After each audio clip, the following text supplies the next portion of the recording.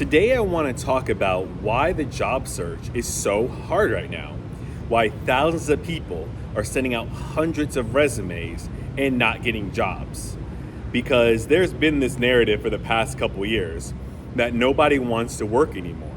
And maybe during the pandemic where people had options, maybe that was true to an extent. But really, what was happening is people didn't want to put up with the BS and the nonsense and the mistreatment from employers when they had a choice, when things were good.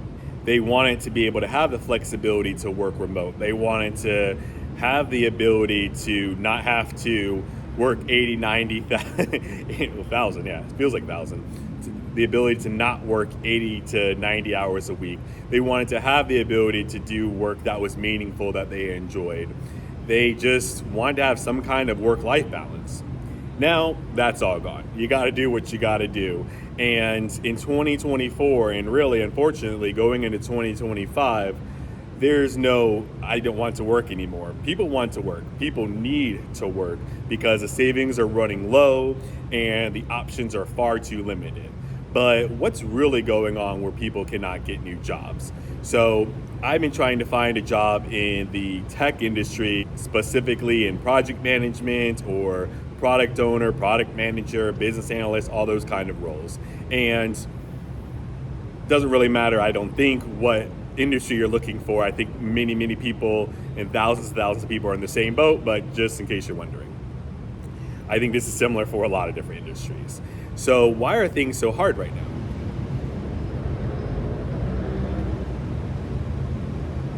Well, the first thing is we're not in 2020 anymore, 2021, and we are certainly in an employer's market where they can make whatever decisions on hiring that they want to.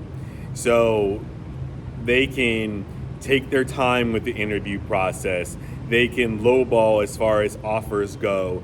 They can dangle the carrot in front of people because there are far fewer job openings than there are available candidates. And why is that? One of the reasons is because I believe that offshoring and nearshoring is at an all-time high, because really all the companies care about is their bottom line. And there's two ways to increase your bottom line. You can either make more money, which many companies are struggling to do, or you can spend less. And the easiest way to spend less is just to reduce your salary expenses. So, I mean, there are no rules, no regulations, not like really ones that are being enforced around hiring and firing.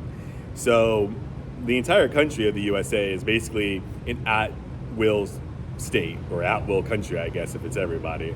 And that just means that employees can leave at any time, even though you're frowned upon and maybe even blacklisted if you don't give a 2-week notice.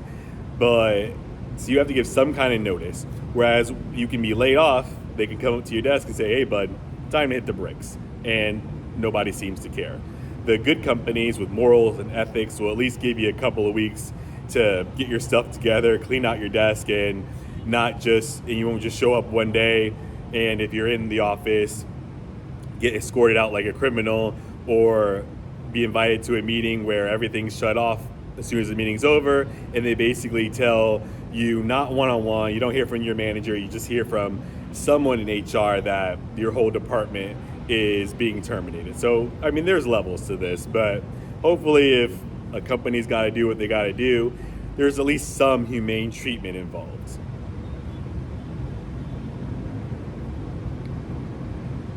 But companies have so many options when it comes to hiring.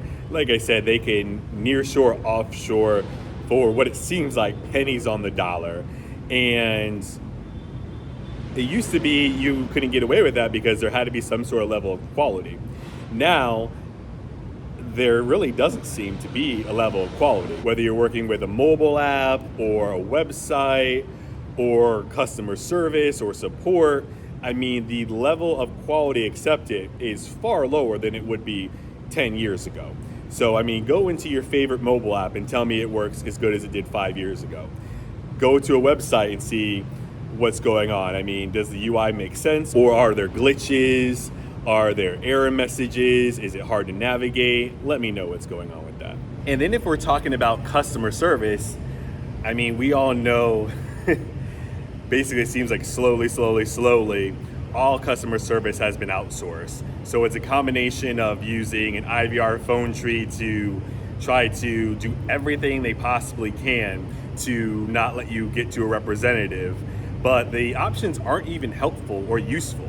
I mean, I had a problem the other day with my bank and I had to go to the representative because there was no option in the phone tree for me to select that aligned with my actual problem that I had.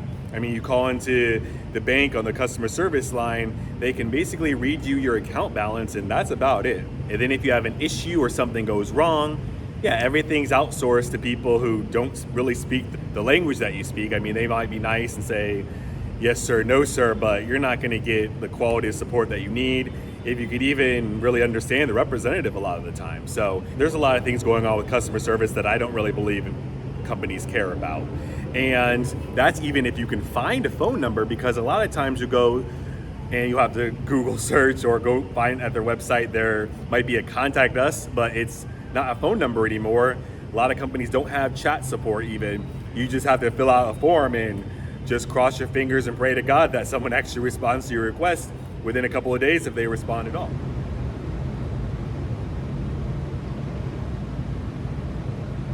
So the level of quality that is needed is so very low that it's getting very easy and unfortunately very acceptable for these companies to outsource jobs to other countries, and that leaves the American workforce really struggling to pay the bills. And then on top of that, there's the new increase in love of AI, which really the best uses of AI I've seen is uploading a picture and it making it look like you're in a different place, or basically photoshopping other people. Like I saw a meme the other day of Magic Johnson entering to the finals and he had like Michael Jackson and Madonna and all kinds of people around him. That's what AI is really being used for. I don't think companies have really figured out how to master AI so that it's helpful and brings good customer experience, and certainly is not making the application process any easier. No.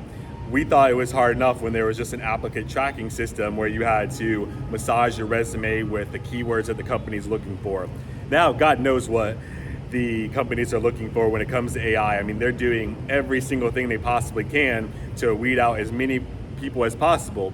So unless you're a master AI wizard when it comes to creating a resume and cover letter that in no way reflects your realistic skill sets, but it's just what the company's looking for,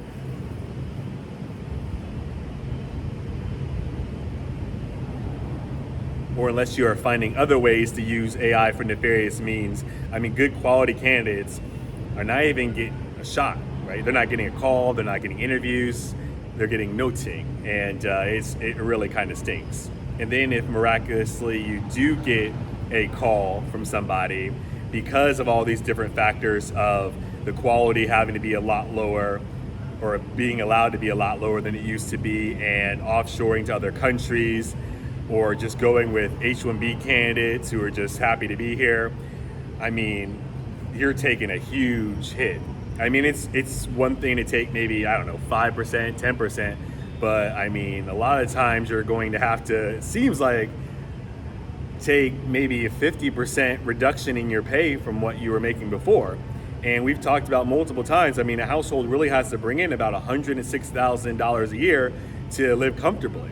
And that is not what you're going to be paid anymore in 2024 and 2025. So the 2024 job market is really in the toilet right now, and there's no reason to believe that the 2025 job market is going to get any better. But I'd love to hear from you guys down in the comments below. Let me know where you are in the job hunt, the job search. Are you having any luck? Did you land a new job in 2024? Do you have optimism and hopes that things are going to get better in 2025? Love to have a conversation with you on these topics down in the comments below. But for me, I just see all these issues and all these problems and all these obstacles to finding a brand new job, and I don't see how it's going to get better anytime soon. Talk to you later.